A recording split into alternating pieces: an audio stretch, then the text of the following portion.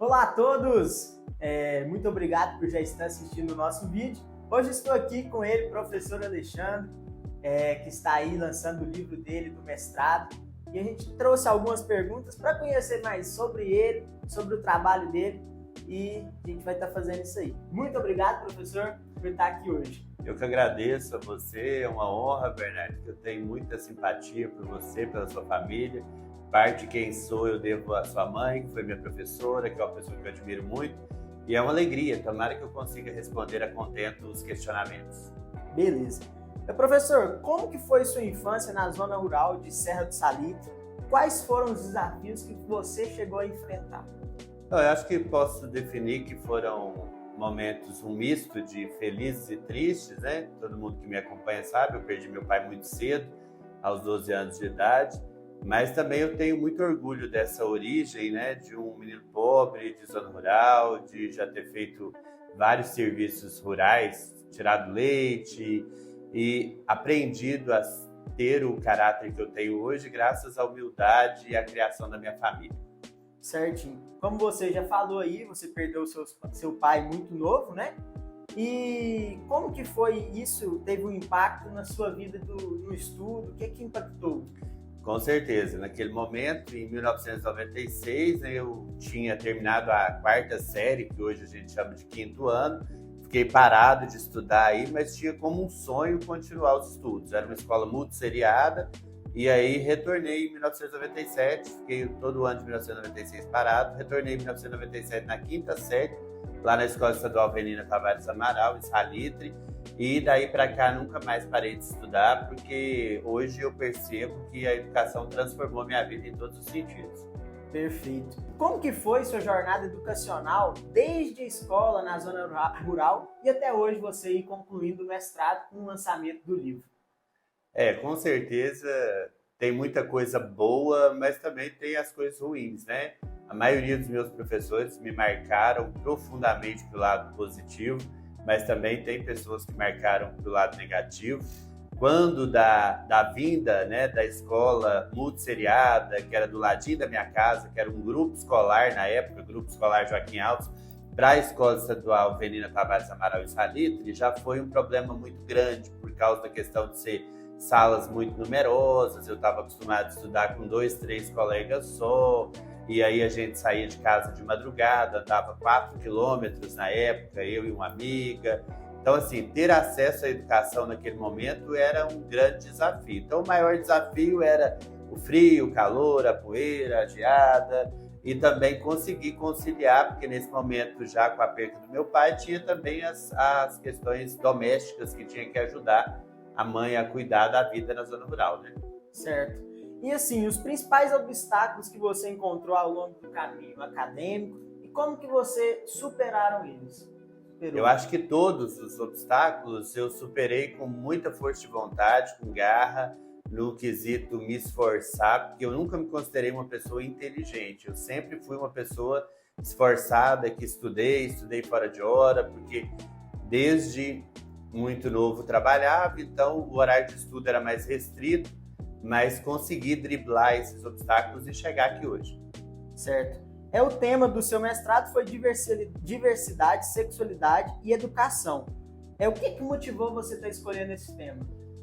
Bom, na verdade, o pontapé dessa pesquisa se deu lá no ano de 2010, quando eu tive a oportunidade de fazer um curso pela UFMG chamado Gênero e Diversidade na Escola, com a doutora Marlise Matos, que me fez começar a compreender a escola como um ambiente de inclusão, um ambiente da diversidade, me fez me apropriar um pouco mais do documento Educar na Diversidade, que é um documento de 2006 do MEC, um documento muito importante para uma educação na cidadania e para a cidadania, percebendo que todos os estudantes têm que realmente estar incluídos no processo educacional. Sim. E de que forma a sua experiência pessoal influenciou a abordagem desse tema em sua pesquisa?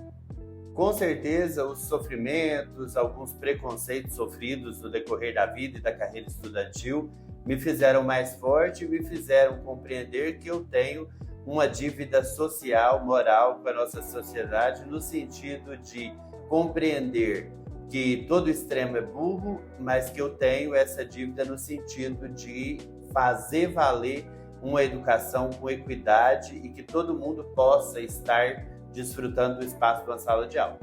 Perfeito. Assim, eu acredito que não é fácil escrever um livro, né? Como que foi esse processo de escrever e publicar o livro Diversidade, Sexualidade e Educação, Vivências em Patrocínio? Como eu já tinha a dissertação do mestrado, né, terminado em 2018, quando eu ingressei agora no doutorado, a minha orientadora, que eu tenho muita gratidão, a orientadora do mestrado, a professora doutora Fernanda Teles Marques, e agora a orientadora do doutorado, a professora doutora Gisele Gatti, ambas da Universidade de Uberaba, aí ela pegou e me orientou para isso. Falou assim, você pode transformar a sua dissertação de mestrado num livro. Naquele momento eu achei que era um sonho quase inatingível, mas comecei a trabalhar nessa readequação e aí eu preciso aqui deixar um registro de agradecimento à cientista social Isadora Menezes, né, que fez o prefácio do livro, também a professora Elaine, que terminou seu doutorado agora, inclusive está até concorrendo ao prêmio Teses da CAPES de 2024, que é do Espírito Santo. A mãe dela é minha amiga, professora aqui na nossa rede, a Hélia. E eu devo muito a essas pessoas que também contribuíram, revisando, colaborando e participando ativamente dessa construção. Certo. E a importância desse livro para a comunidade educacional e para as discussões sobre diversidade e sexualidade? Bom, eu acho que existe um preconceito, um estereótipo muito grande, porque infelizmente quando a gente fala do tema diversidade dentro da escola, ele é muito mal compreendido, porque às vezes as pessoas, as famílias compreendem que vai estar orientando para... Não, e os pesquisadores sérios de diversidade, sexualidade desse país, eles simplesmente estão brigando para que a escola seja um espaço sem estereótipos, sem preconceitos, onde todo mundo possa conviver bem, cada um respeitando o seu espaço e a sua identidade moral e ética. Certo. Assim, sei que você é uma pessoa cheia dos compromissos. E como que é isso? Conciliar trabalho como professor nas redes públicas, na rede pública estadual e municipal e privada? Hoje eu tenho esse grande desafio, né, de afastado do doutorado da rede estadual desde março do ano passado e acabei de tomar posse aí num concurso da rede municipal, mas eu acho que eu sou um bom gestor de tempo, né? Eu sou uma pessoa que não desisto, não gosto de deixar nada pelo caminho e quando eu tenho um desafio com data marcada para cumprir, aí eu tento espernear de todas as formas para poder conseguir. Bacana. E assim, quais são os principais desafios enfrentados no ambiente escolar em relação à diversidade e sexualidade? Eu acho que os desafios, eles são inúmeros no quesito assim, todo mundo tem que passar por um processo de desconstrução do professor que eu quero ser. E como que eu penso isso? Eu olho para o meu aluno, para a minha aluna, num aspecto como se eu estivesse olhando para um filho. Eu acho que ele precisa de um olhar, não é de passar a mão na cabeça e achar que ele é um coitadinho, porque eu nunca me senti um coitadinho, mesmo sendo da zona rural, tendo ficado órfão de pai cedo. Ninguém é coitadinho, mas eu acho que todo mundo precisa de um acolhimento, de um amor, no sentido de... O professor está ali para ensinar os conteúdos, mas ele também tem uma dívida social no sentido de fazer a diferença na vida dessa pessoa. Certo. E quais foram as principais influências em sua vida familiar que o motivaram a seguir uma carreira na área da educação?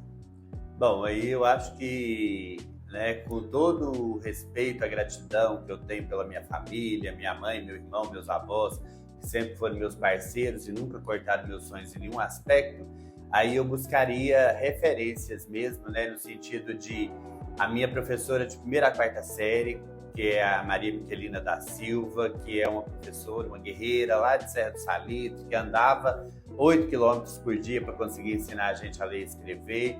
Depois de quinta e oitava série, nossa, e aqui não correndo o risco de ser injusto, porque muitas professoras queridas, mas eu queria aqui, né, me ater a dona Ana Francisca, minha professora de História, dona Ângela, dona Maria José Severina, dona Maria José Alves e tantas outras professoras, professor Wagner, tantas pessoas fizeram a diferença na minha quinta e oitava série. Quando eu cheguei aqui no Dom Lustosa à noite, né, uma escola muito grande, uma realidade muito grande, já trabalhando o dia todo, aí eu cito com certeza sua mãe, que é uma referência para mim, a dona Eliane Patrícia, né? E outras pessoas queridas. Acho que em nome dela eu vou fazer com que todos os meus professores do ensino médio noturno do Dom Lustosa se sintam abraçados, porque realmente foi um lugar que eu fui muito feliz. Eu me tornei presidente do Grêmio já no primeiro ano, sendo ninguém, chegando na escola totalmente novo. Então a questão da política já começou lá nesse Grêmio do Dom Lustosa em 2001, né? Então, assim, eu só tenho gratidão por todos e todas que participaram do meu processo de formação. Como o senhor já falou aí, você teve algum professor, mentor, inspirador que o influenciou positivamente em sua jornada acadêmica e profissional? E como essa pessoa impactou a sua vida? Ah, muitos, né? Muitos, com certeza. Eu brinco com a sua mãe quando a gente se encontra, que a gente é muito amigo, se encontra sempre, graças a Deus. Eu brinco com ela, assim, que tem uma questão nela que me marcou muito, porque às vezes algumas pessoas achavam assim, né? Como ela morava em um lugar muito bacana da cidade, tudo, achava que ela era uma pessoa. E eu passava para trabalhar a pé, depois que ela tinha sido minha professora, e todo dia, todos os dias ela me cumprimentava. E em sala de aula, outros professores, aquele olhar de realmente, né? E aqui uma lembrança aqui muito bacana da dona Isaura, né? Do Roberto, japonês, do professor César Jerônimo, pessoas que hoje, quando eu encontro na rua, eu tenho saudade e penso assim, se eu cheguei onde eu cheguei é porque eu me inspirei nessas pessoas que fizeram a diferença, não só no quesito aprendizagem, no processo de aprendizagem, transmissão de conhecimento, mediação de valores e conhecimento, mas também na questão da formação humana. Certo. E como que foi aí o apoio de amigos, colegas, ao longo de sua trajetória educacional e na pesquisa para o livro? Com certeza eu preciso agradecer, né, minha família, meus amigos, porque nessa vida louca de fazer muitas coisas ao mesmo tempo, acaba que a gente tem uma dificuldade, a gente se torna uma pessoa às vezes meio ausente, que não dá conta de participar de uma festa de aniversário, de uma reunião de amigos na sexta-feira à noite, e às vezes você sofre até um pouco de crítica e represália por isso, achando que você não está vivendo, que você está só trabalhando, estudando. Mas eu tenho maior amor, maior gratidão pelas pessoas que mesmo com a minha ausência continuam comigo, continuam me acompanhando, porque não é falta de carinho, de afeto, de amor, de respeito, mas sim um objetivo maior. O dia que eu cheguei nessa cidade como office boy lá da Casa Bonita Materiais de Construção, que o senhor José Maria é uma pessoa que eu tenho grande gratidão, que foi quem abriu a primeira porta de trabalho para mim. Eu cheguei com o propósito de vencer e hoje eu me considero integralmente um vencedor, graças a Deus. Bacana. E assim, quais são as principais lições que aprendeu com as suas experiências pessoais e profissionais? E como elas moldaram a sua abordagem como educador? Bom, eu falo sempre com os meninos em sala, né? Quando eu entro, todas as turmas que eu já entrei até hoje, eu faço uma reflexão e que gosto até de chamar de oração, porque com todo respeito ao nosso estado laico, mas eu faço em todos os inícios da minha aula um agradecimento a Deus pela vida, pela família, né? E principalmente pela oportunidade de estarmos lá e convivermos mais aqueles 50 minutos. Depois dessa pandemia que a gente viveu, essa minha reflexão, essa minha oração passa a ter um novo significado para mim, porque eu acho que eu brinco e brigo sempre, às vezes, com algumas pessoas, no sentido, eu não sou uma pessoa que sou refém da sexta-feira, refém do final de semana, refém das férias. Eu sou uma pessoa que acordo de manhã, normalmente às 5h10 da manhã todos os dias, e agradeço pela oportunidade de viver mais um dia e tenho muita gratidão por todos os espaços que eu ocupo no decorrer desse dia. Show! E assim, em sua opinião, qual é a importância de ter modelos e referências positivas na vida de um estudante, especialmente em contextos rurais ou de comunidades pequenas? A referência é tudo na vida da gente, né? Como eu já disse das professoras, referências, e aí depois também eu tenho que falar, né, das colegas que são referências de gestão. Aí eu traria novamente, né, a dona Maria Cândida, a dona Ana Francisca, as minhas colegas, amigas, ex-diretoras lá da Escola Estadual, a professora Ormi, a dona Elisa, a dona Flávia, a dona Eliane Trevisanuto, porque são pessoas, sua mãe foi minha vice-diretora, novamente ela no meu convívio. Então, assim, são pessoas de referência que você passa a ter um respeito, a ver com um olhar que... eu falo com os meninos, às vezes, quando algum aluno vem falar comigo, que está chateado com alguém, com alguma coisa, eu sempre gosto de usar a frase que a todas as pessoas ao nosso redor, gratidão. Há algumas gratidão porque elas nos ensinam como a gente deve e quer ser. E há outras gratidão porque elas nos ensinam totalmente como a gente não quer ser.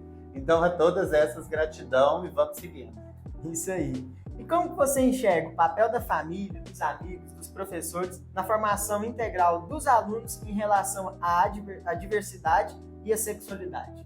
O dia que a gente entender, você foi muito feliz com essa pergunta, o dia que a sociedade entender que ninguém está dentro de uma bolha e que a família, a escola, o estudante tem que estar de mãos dadas para poder discutir esse assunto de forma madura, séria, no sentido não de direcionar, mas de respeitar, para que o espaço dele de aprendizagem seja o foco dentro da escola, então nós teremos aí 50% dos problemas educacionais desse país resolvidos. Nós vamos entender que nós vamos acabar com o bullying, com o preconceito, nós vamos entender que a escola é um espaço de diversidade, onde todo mundo ali é estudante, tem 1 metro ali com a sua carteira para poder usufruir do conhecimento, da mediação do professor, e que a escola é para isso e ponto.